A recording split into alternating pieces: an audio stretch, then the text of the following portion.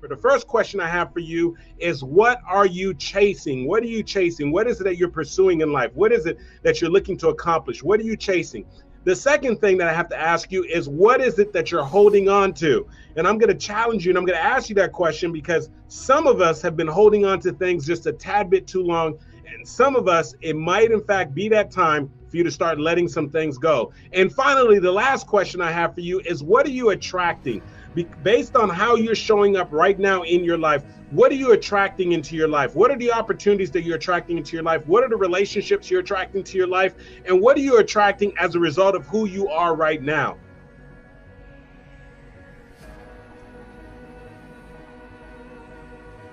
And so let's go back to the very first question. If you're a note taker, go ahead and write this down. And so the first thing I'm asking you is, what are you chasing?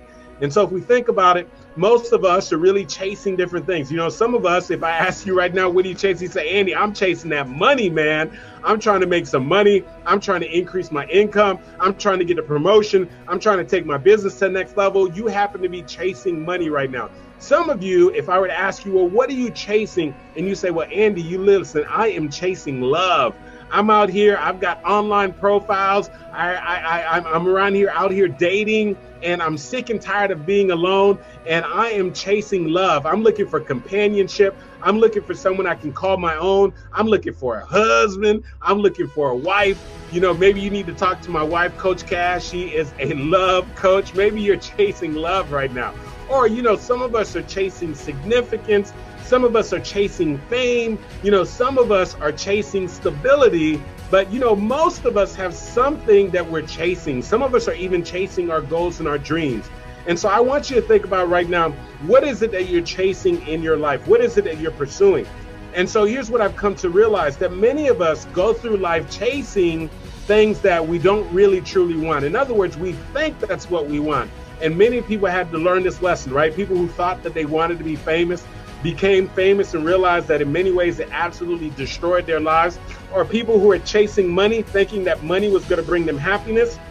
And even though money does create a lot of opportunities for you, and money can make life a whole lot easier, but I've come to realize that, you know what, when you begin to make a little more money and so forth, it doesn't necessarily mean that you're going to be happy. You have to make a choice to be happy. You have some people that have minimal resources that are extremely happy, and there are people who are loaded, filthy rich.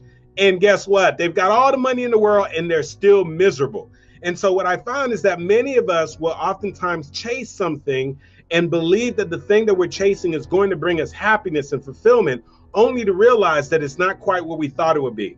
And I can speak from experience, because I remember when I first left corporate America. As a matter of fact, before I even left corporate America, when I was first leaving college and I had got my undergraduate degree in accounting, my master's degree in corporate accounting. And I remember one of the reasons why I decided to major in accounting was because I had a conversation with one of my accounting teachers who said, hey, Andy, I don't know what it is that you're majoring on. I just went through the exams. I went through the tests, and I noticed you did pretty darn well on this test. And she said, I don't know if you've ever considered it, but you should probably go ahead and major in accounting. You know, accountants make pretty good money. And not only that, but you will have a pretty solid and stable career. And so the two things that I heard in that conversation was that I was going to make good money and that I was going to have stability.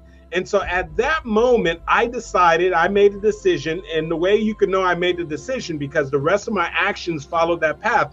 I made the decision early on that I was going to chase the money and that I was going to chase the stability. And so that's why I chose to make accounting the track. That's why I got my master's in corporate accounting. That's why I would go on and eventually get my CPA license, and then also land a job with one of the largest professional service firms in the world, PricewaterhouseCoopers.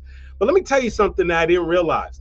I didn't realize that in the process of chasing money and in the process of chasing stability, that what I was doing was that I was leaving behind and I was making a trade-off with what my purpose was. I was making a trade-off with what my calling is.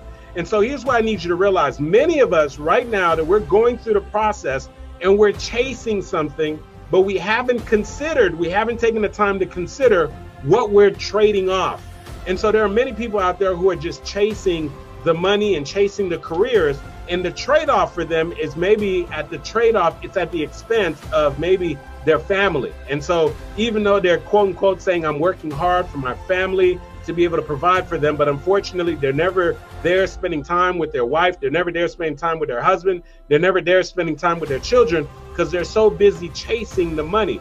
Or maybe perhaps if maybe you're the person who's been saying, Andy, listen, man, I've been chasing this stability, and you don't realize that in the process of you chasing the stability, that you have made a trade-off and you have forfeited actually going after and fulfilling whatever your calling is on your life or whatever your purpose is. And so what I realized is that when I started working in corporate America, and I told you, and I've shared this with you before, after about 3.5 years of working there, I was having this internal turmoil, and that the internal conversation was that, Andy, there's got to be more than this.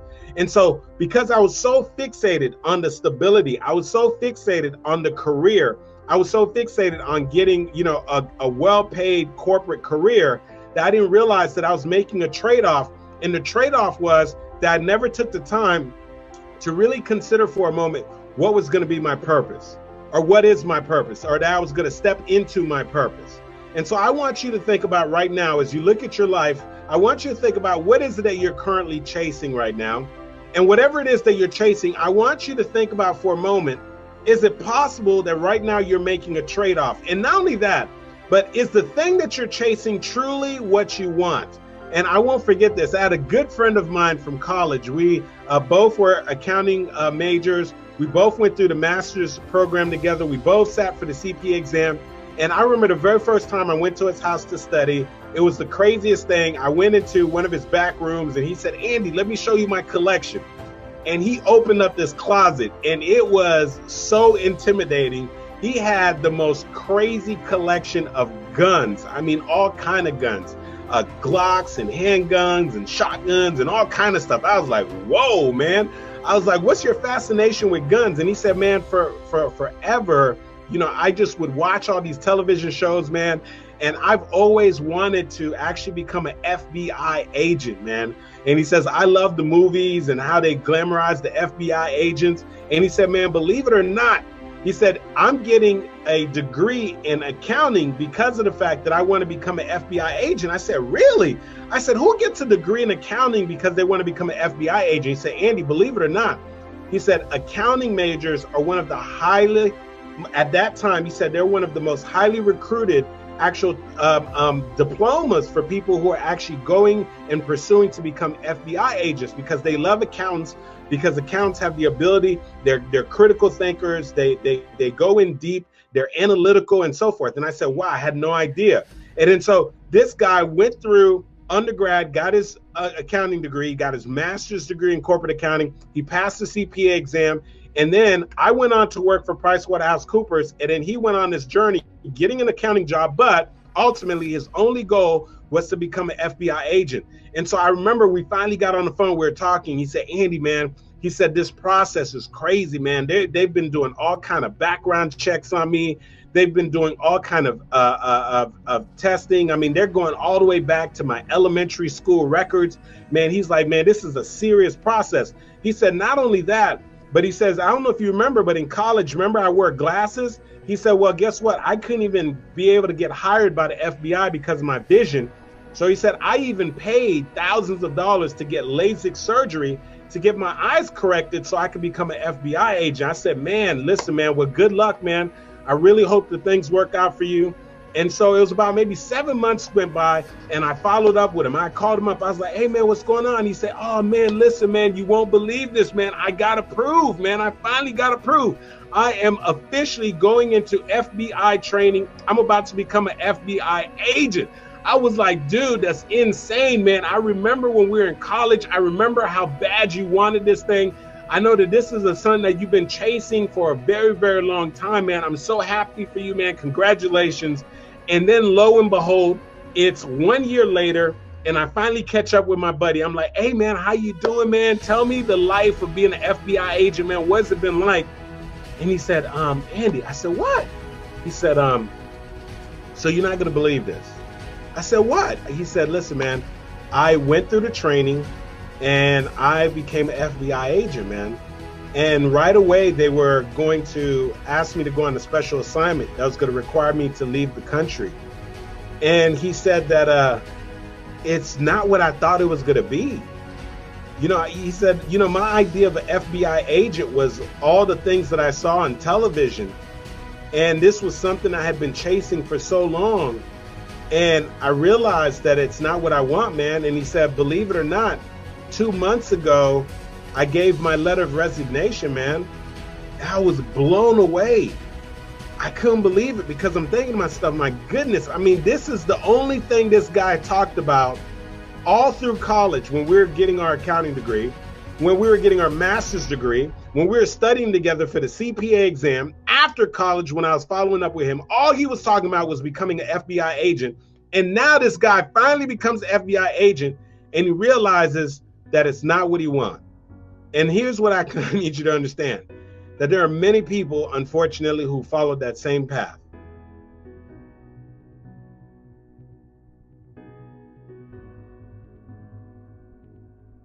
You see, they've gone all their lives chasing something, whatever that thing may be. Maybe they were chasing the fame, they were chasing the acknowledgement, they were chasing the money, they were chasing the position, they were chasing the prestige, they were chasing the individual, they were chasing. And they never put any real thought into, do I really want this thing that I'm chasing? And because they didn't put any real thought into it, they finally got it. They finally got to that point, and now they say, wait a second, it's not what I thought it was going to be. This is not what I thought it was going to be. This is not bringing me the level of happiness that I want. And so I want to save you some time. I want to save you some frustration.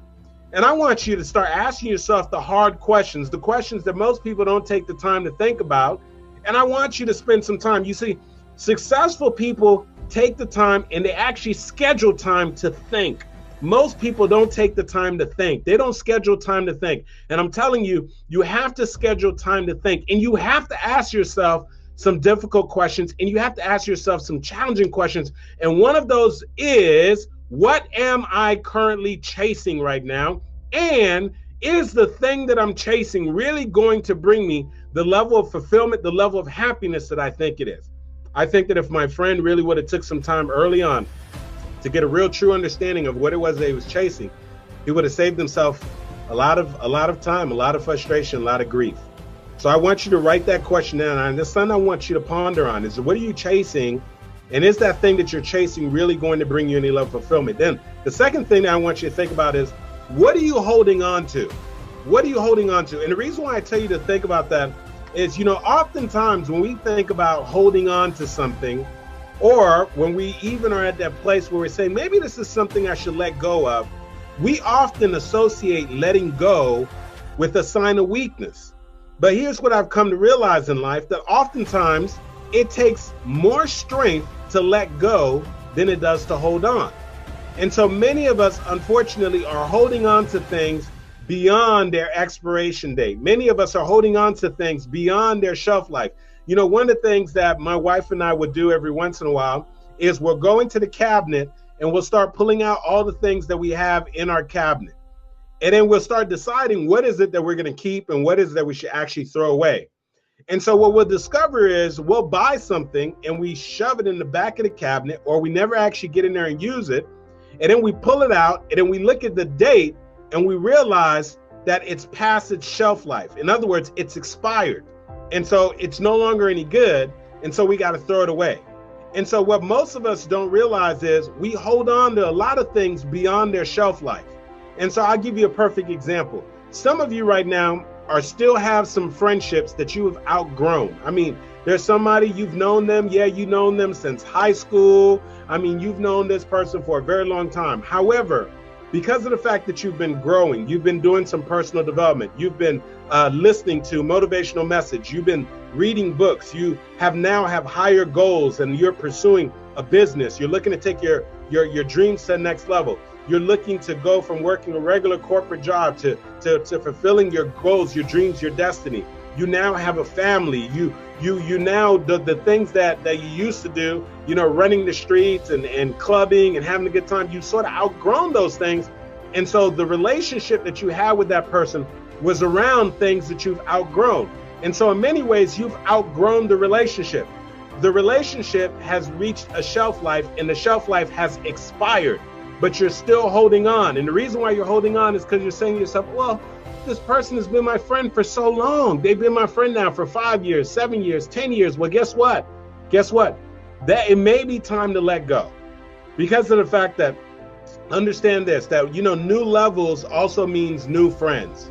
When you're trying to get to the next level, it also means that you're gonna have to start changing people, places, and things. So people are one of the things that you absolutely have to change. You got to start changing your associations. You know, Dennis Kimbrough said, if you're the smartest one in your group, you need a new group. And so you've got to start surrounding yourself with the right people. There's been studies that have shown that you will make within a few $1,000s of your 5 closest friends.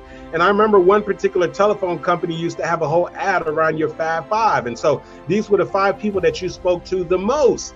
And so who's your Fab 5? Who are the people that you're talking to the most? And there's a strong possibility that there's somebody in there that maybe you have to let go of, or maybe there's something you've been holding on to, like a grudge or some bitterness. They say that when you hold a grudge against somebody, it's almost as if that you are taking poison and you're hoping and wishing that something is going to happen to the other person.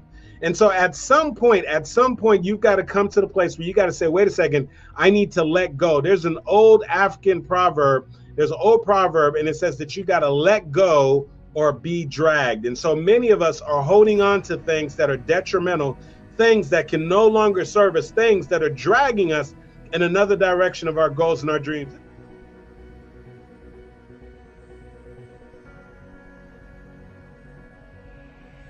This is a story that I shared with some of you years ago. I don't know if you remember this, and some of you who are new, you probably never heard me share this. I want to share this with you. I used to have this German Shepherd. Her name is Jasmine. I mean, this dog was high energy, most athletic, amazing dog ever, German Shepherd. And I'm not just saying that because that was my dog and I absolutely adored her, but this dog was absolutely amazing.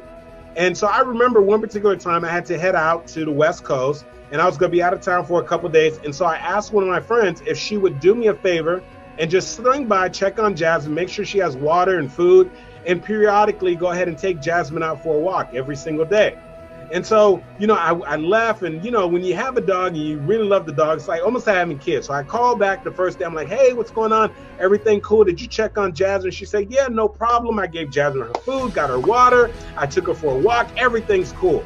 The following day, I give her a call, and I'm calling in to check on. I'm like, hey, what's going on?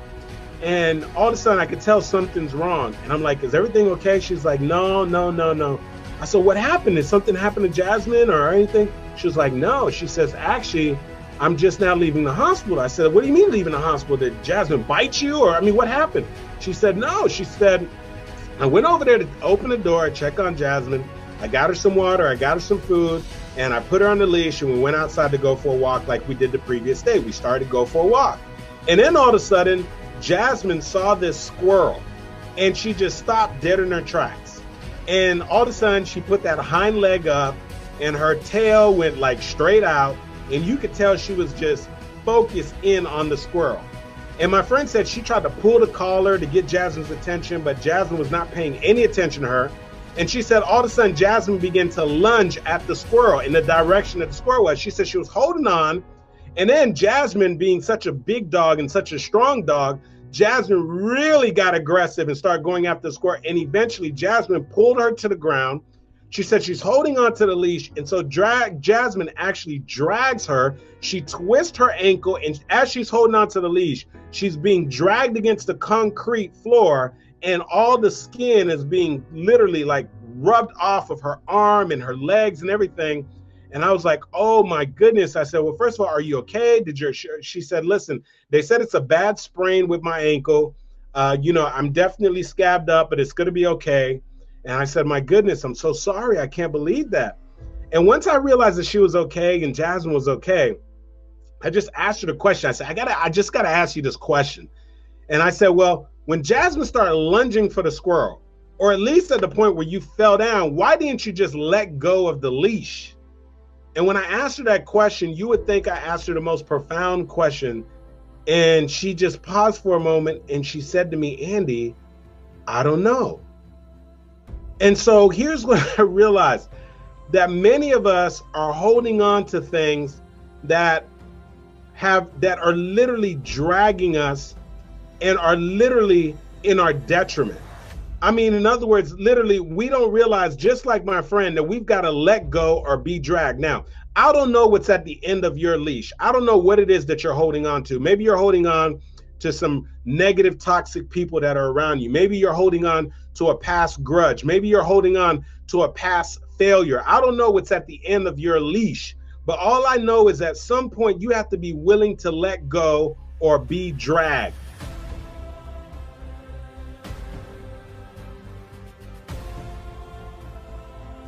And so I want you to be thinking about right now in your life, what are you holding on to that is possibly to your detriment? What is it that you're holding on to that is no longer serving you? What is it that you're holding on to that's dragging you in the opposite direction of your goals and your dreams? I want you to think about that for a moment, because I'm telling you this, that there are certain things that it's time for you to let go. And whether that is a past disappointment, a failure, maybe it's the same old story, the same tired story you keep replaying about why you are not going back into business, as to why you're not going to try again, as to why you gave up on your goals and your dreams. You've been playing the same old story, the same old excuses for too long. Listen, it's time to get over the story. It's time to move on. It's time to let go. And you can't write the next chapter in your book if you keep rereading the previous book. I know this. Listen, as many of you know, I'm so grateful and thankful that I have just recently released a book, Show Up for Your Life, 7 Principles to Living an Extraordinary Life. And here's what I'll tell you right now. If you haven't ordered your copy of the book, I want you to do that right now. Make sure you go to showupforyourlifebook.com. Once again, that is showupforyourlifebook.com, and you can order your copy right away. But I can tell you right now, I wouldn't be able to get through the book. I wouldn't be able to write all the chapters of the book if all I kept doing was rereading the previous chapter. And many of us live our lives like that. You see, we want to get to the next chapter of our lives, but we keep rereading the previous chapter of the bad breakup, the previous chapter of the bad investment, the previous chapter of something that happened, the previous chapter of a failure, a setback, or something that didn't go our way. Well, listen, get over it. It happened. It's unfortunate, but now is the time for you to begin to move forward. Now is the time to start writing a new chapter. And so finally, here's the last thing. Here's the last question that I have for you. The last question I have for you is, what are you attracting into your life? What are you attracting into your life? Jim Rohn, who is perhaps one of the best speakers of our time, best thought leaders of our time, he said something profound and powerful. And I have to be honest with you, the first time I hear it, I don't know if I really got it, but now I completely get it. And he said that success is not something that you pursue. He said success is something that you attract by becoming an attractive person. And he doesn't mean attractive person like physically attractive.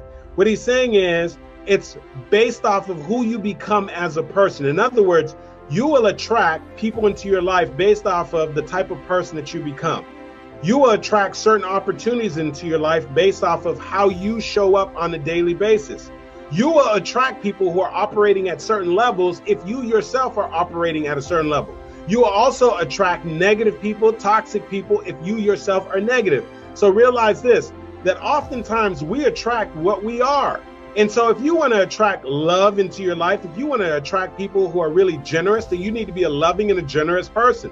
If you want to attract successful people in your life, then you need to perform at a level of excellence. You need to create things and operate at a level of excellence. You need to master your craft. You need to be a person that is seriously serious about the things that you're pursuing. And understand this is both positive and negative. And so realize you can attract everything that you want in your life, and you can also attract everything that you don't want in your life. Oftentimes, it is the way that you choose to show up. It is who you are that oftentimes is going to determine what is drawn and what's attracted to you. I'm telling you, there's some people, when they open up their mouth and all they keep telling you is all the negative things that are going on, all the toxic things. And yes, absolutely, all they're ever going to see is negative and toxic things, because guess what? That's what they're looking for. That's where their mindset is. So of course, the sky is falling. Of course, the government is messed up. Of course, their job is horrible. Of course, everybody's always trying to get over on them. Of course, somebody did something bad. Somebody cut them out. Somebody took their money. Somebody's trying to do this. Somebody's doing that. Of course, because guess what? That's their state of mind. That's what they're expecting. And whatever it is that you're expecting in life, that's what you'll get. And so oftentimes we have to become the very thing that we're looking to attract. And so I've come to realize that when I look at my life and I look at certain opportunities, I'm thinking about, somebody reached out to me about a major conference that they asked me to be the keynote speaker at a major conference later on in this year.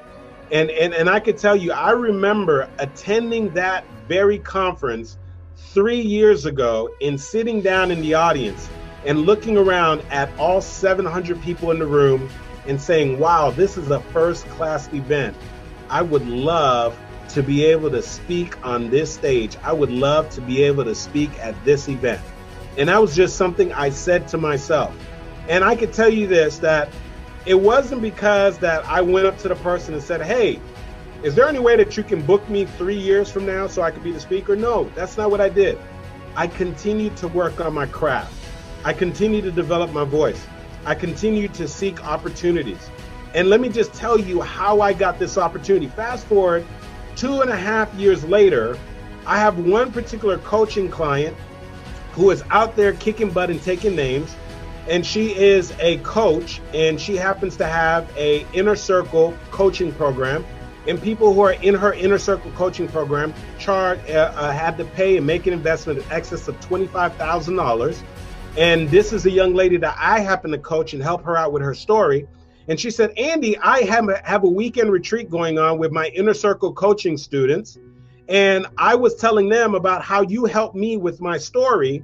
And I want to know, can you just swing by and share a couple words about the importance of story and talk to them about what you were able to do with me? And I think, hey, if you swing by, Andy, you may be able to pick up a couple of clients.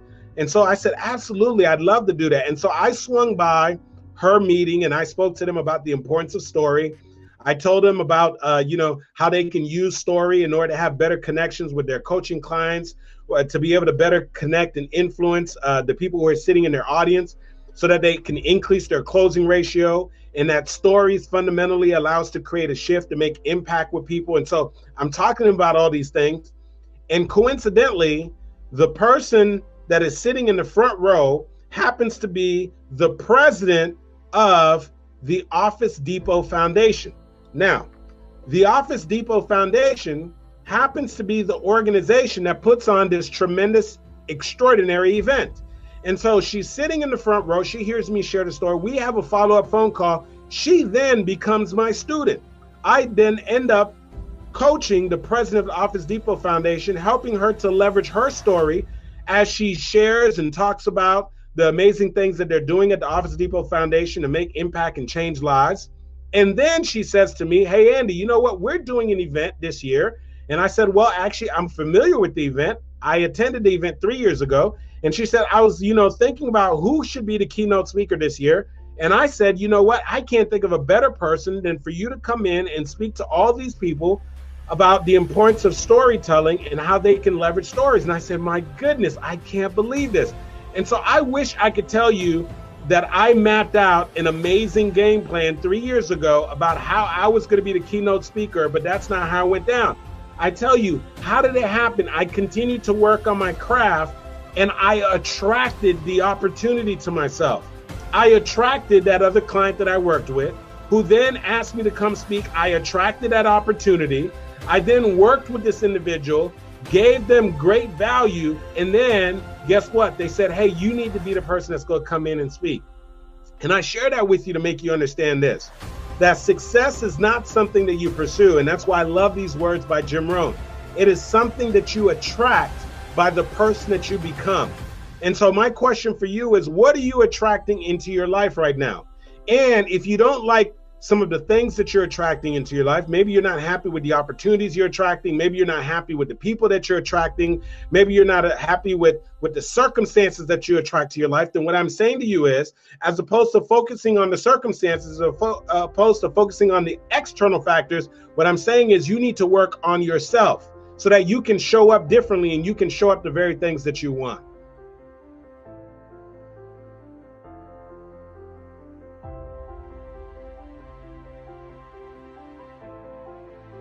And so I start off by telling you I wanted to ask you 3 very powerful, profound questions.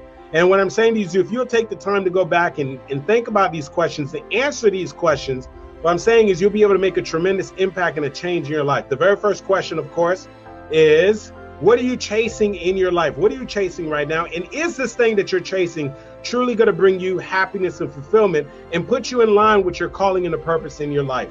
The second thing is, after I said, well, what are you chasing? The second thing is, what are you holding on to? And is there something that you're maybe been holding on to for too long that you need to let go because you've held on to it for a bit too long? And this is your time to absolutely let it go. And so thirdly, the last thing is, what are you attracting into your life? And if you don't like the things that you're attracting to your life, I'm going to challenge you to start working on yourself, because we attract what we are. And if you want to have success, success is not something you pursue. It is something you attract by becoming an attractive person, not physically attractive, but because you've been putting in the work and making the things work.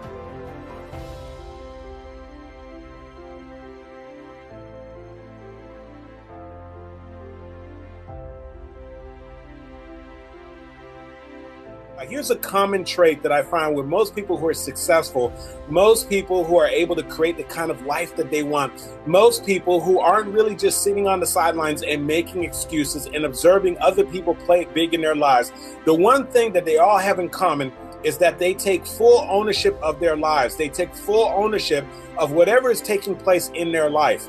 And if you really contrast that, one of the things that I notice about people who unfortunately are not fulfilled in life, people who unfortunately are not realizing their goals and their dreams, people who unfortunately are not winning at life, but rather are losing, the one characteristic about them is they find a way to sort of pass on their ownership to somebody else. And so they blame it on the circumstances. They blame it on the economy. They blame it on something that happened to them years ago. They blame it on the fact that somebody doesn't really care about them or somebody's trying to keep them down.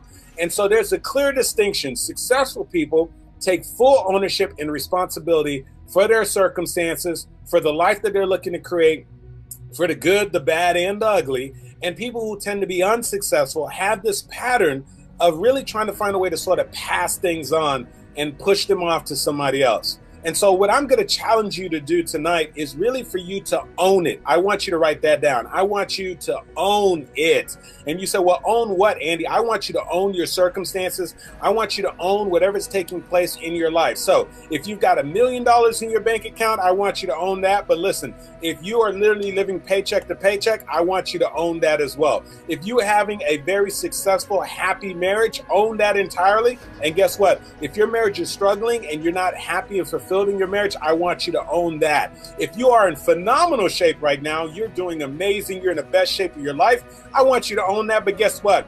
If you know that you have been struggling with your health and struggling with your weight, I want you to own it.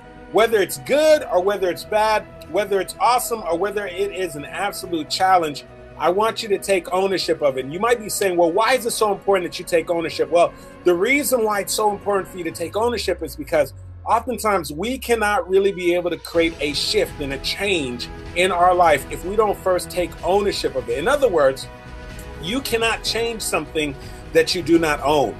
And so the people who are constantly buying into the dialogue and really just putting out their circumstances or the excuses, what they're doing is their storyline that they're building in their mind is really putting them in this disempowered position. In other words, they're putting themselves in a position of just simply being a victim. You see, because once you start saying, well, it's because of the economy, once you start saying it's because of, this person is president or potentially could be president, or it's because this party dominates over this party, or once you start saying it's because my boss doesn't like me, it's because of what happened to me about 5 years ago, it's because of my mom, it's because of my dad, it's because of my siblings, it's because nobody really wants to help me out. You see, once you start blaming it on the circumstances and you start pointing the finger at other people, then what you've done is you've relinquished your power. In other words, you've given away your power. And so what you're saying is that you no longer have any control. You don't have control over your finances. You don't have control over your weight. You don't have control over your marriage. You don't have control over your goals and your dreams. And you're just sort of coasting through life.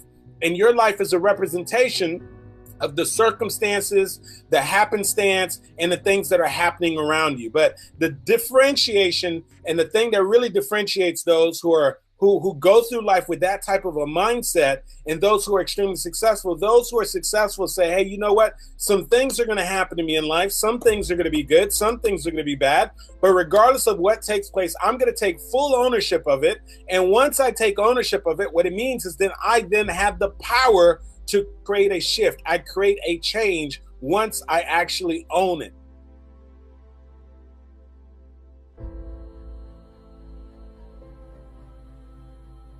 And so I want to share with you, one of my own personal stories. And this was a difficult lesson for me to really embrace myself. And we're going to sort of go back. And so there's one particular point that I decided to co-sign on a student loan for someone. And so I was blessed and fortunate enough when I graduated from Florida State University. I basically graduated with just basically minimal student loan debt, if any student loan debt whatsoever, because I had scholarships and so forth. And I think one time I did go get like an emergency loan, but we're talking about for a very, very small amount, less than $5,000. So I was really blessed and fortunate to graduate from college with practically no student loan debt. But I decided to co-sign on a student loan for somebody with the understanding that once they completed the schooling that they were going through, that they would actually pay for their student loan. That was the understanding. And so unfortunately, when that person graduated and that person now had the means to be able to start making payments on their student loan, they started off making the payments on the student loan, and then they decided to no longer make payments on that student loan. Now, of course, you can imagine that puts me in a very special type of a predicament, because I co-signed on the student loan with the understanding that this person was going to pay the portion of the student loan that they were responsible for, thinking that, that I could trust this person was going to move forward and do what they said that they were going to do. And unfortunately, that person did not honor their commitment. And so now I find myself in a situation that I have one or two options, that either I choose not to pay the student loan and significantly impair and impact my credit, or I make payments on a student loan that was for somebody else's funding. And so needless to say, I was caught between what is called a rock and a hard place, if you ever heard that expression before. And so very begrudgingly, I was making these student loan payments. And so every single month that I was making these student loan payments, you can only imagine, and I'm going to tell you right now, that when it was time for me to make those student loan payments, the day that I had to make those payments, I remember I would literally start thinking about it throughout the day. And I'd start replaying the whole scenario. And I would replay the fact that this person told me that they were going to do something, and now they were no longer honoring their commitment. I would replay the fact that this person now had the means to make this payment, and this person was just choosing not to make the payments. And so now this made me very upset and very bitter towards this person. I'm thinking, like, how could this person do that? How could your word mean absolutely nothing? How could you just leave somebody else to pay your student loan? Like, what kind of a person does that? And so every single time I would be thinking about that, literally, I could feel myself getting really, really upset and frustrated. And I remember just sometimes sitting behind the computer and just pressing the buttons really hard and being really frustrated. And sometimes every single time that I'd have to make that payment, I would literally get so frustrated, so upset, that I would call that person up and leave a voicemail on their phone and remind them how they said they were going to do something and they're not doing it, and I just had to make a payment. And so month after month after month, I was repeating this cycle of being very frustrated and being very, very upset. And every time I shared this story with somebody, I presented myself in this situation as the victim, because I was only trying to help somebody and they didn't honor their commitment. And now here I am stuck with this student loan that I'm having to make payments on. And we're talking about a student loan that was for literally tens of thousands of dollars. We're talking about a student loan that was in excess of $40,000. So we're not just talking about a little $3,000 student loan. And so now you can only imagine that this was a repetitive cycle. And so what I need you to understand is this: in that particular situation, I was blaming the person for the circumstances. I was blaming the fact that they didn't honor their commitment. I was blaming the fact that they didn't follow through with what they said they were going to do. And as long as I continued to blame the other person, there was really not very much that I was able to do to be able to handle and deal with this situation. And most importantly, get this situation to really go away. And then so finally, I had what I called a breakthrough moment. And so what I did was I just sort of got still for a moment and I started to reflect on the situation. And instead of painting myself as a victim, I decided to own it. What I'm asking you to learn to do in your circumstances, I decided to own the situation. And so I decided to start creating a different storyline. And so the first part that I understand the storyline is, guess what? This person did not hold a gun to my head for me to go ahead and co-sign on the student loan. They requested I co-sign on the student loan, and I thought about it and I decided to do it. The other thing is, guess what? When you decide that you're going to co-sign on something, and I had to tell this to myself, what you are basically saying is, in the event that this person who's responsible for the debt does not fulfill their obligation on the debt, and the creditor has probably already determined that, which is why the creditor requested that this person get a co-signer.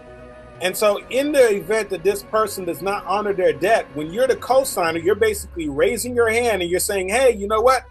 If this person doesn't pay their debt that you've already established is likely not to pay their debt, then I'm going to step in and pay their debt. And so that is literally exactly what I signed up for.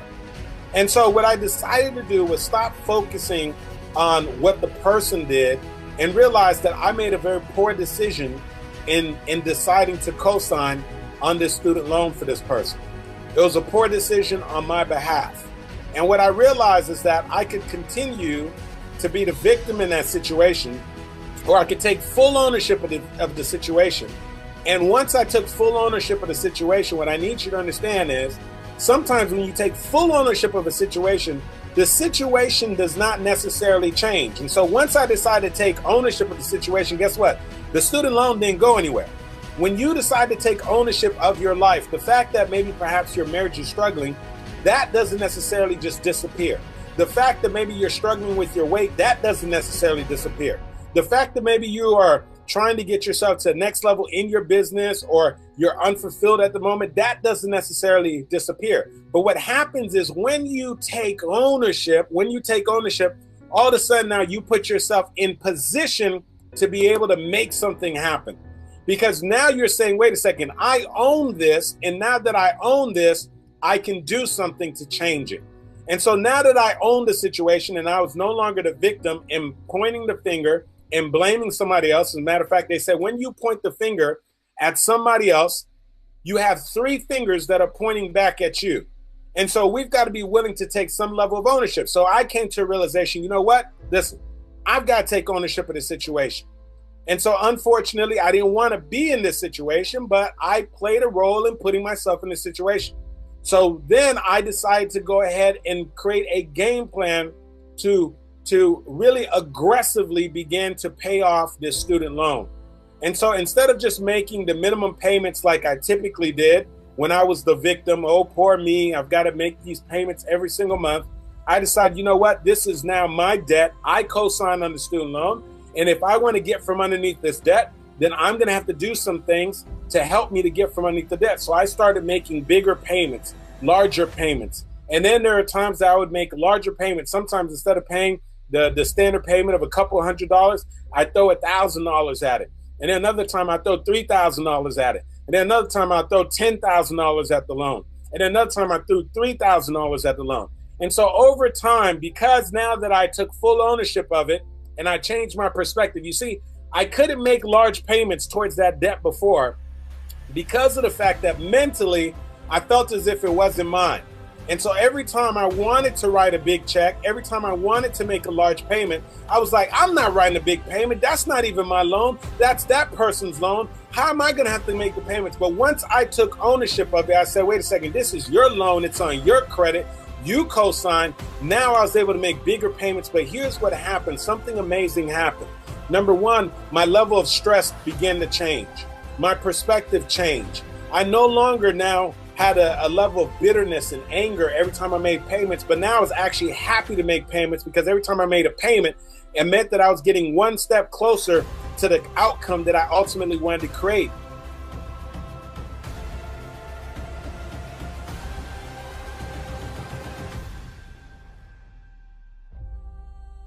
And over time, over a period of time, guess what? I was able to completely pay off the loan. And now the balance is at $0. So the loan has been completely paid off. And you say, well, Andy, how did you go from really prolonging this situation to paying off the loan in a relatively short amount of time? The major shift that took place is I took ownership. And so now I want you to think about your life right now, some place that you want to create a shift, some place that you want to create a change. I don't know where that is for you. Maybe perhaps it's with your finances. Maybe it's with your relationship. Maybe it's with your health. Maybe it's within your business.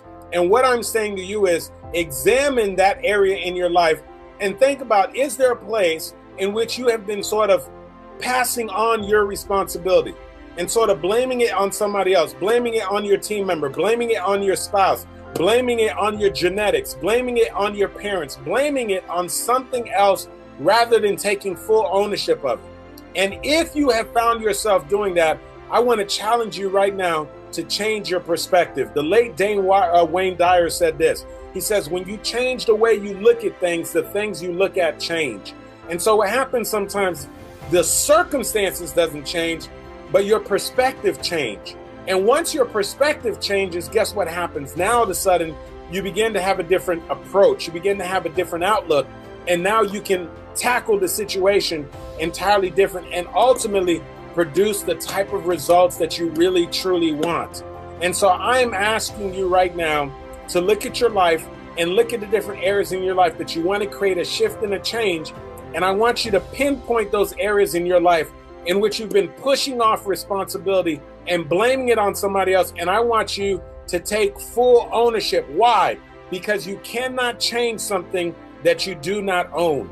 And it won't be until you decide to take full ownership of your situation, full ownership of your circumstances, full ownership of your relationship, full ownership of your health, of your finances, of your goals and your dreams, will you be able to finally make something happen.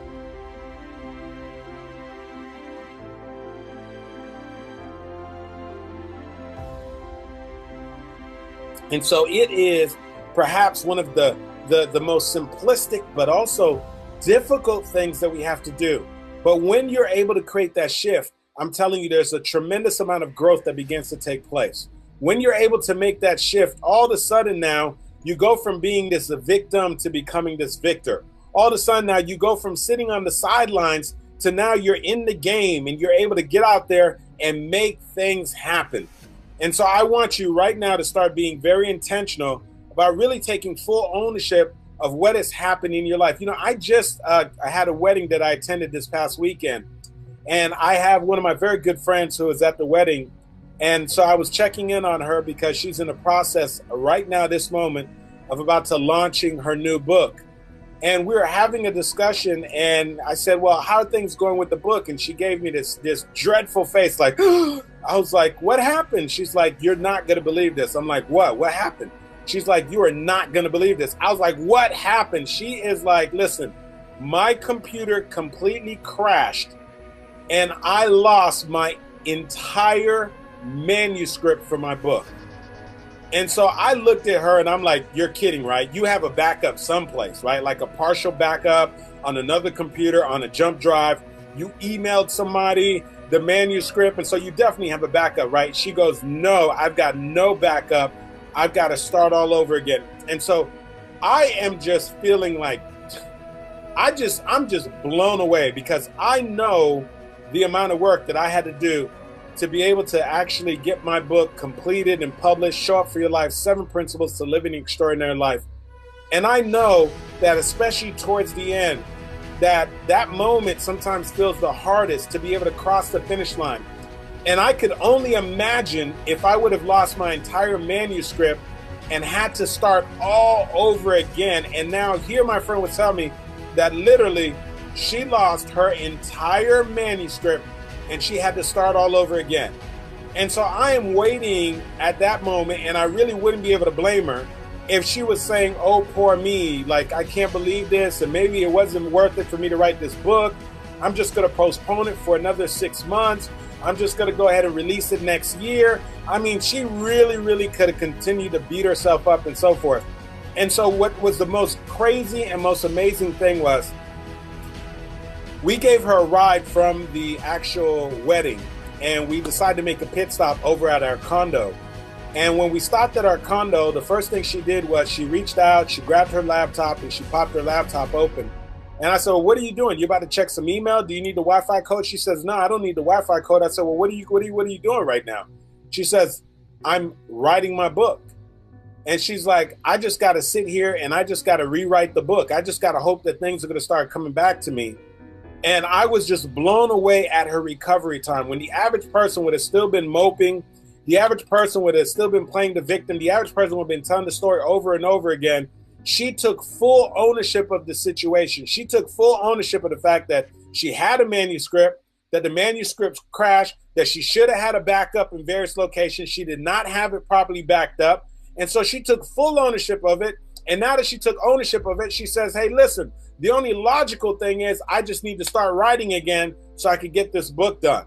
And if somebody from the outside would say, oh my goodness, that is absolutely insane. How does somebody recover so fast? And I'm going to tell you how you recover so fast. You only recover fast like that when you decide to stop putting the blame elsewhere and stop blaming the circumstances and somebody else. And you decide to take full ownership of the situation and say, wait a second here, something is taking place. I'm not happy about this situation, but I've got to take full ownership of this situation and I've got to turn this thing around. I've got to make this thing happen. I've got to find a way to sort of turn the corner here and make this thing happen. And it's the only way that you can process things and make it happen.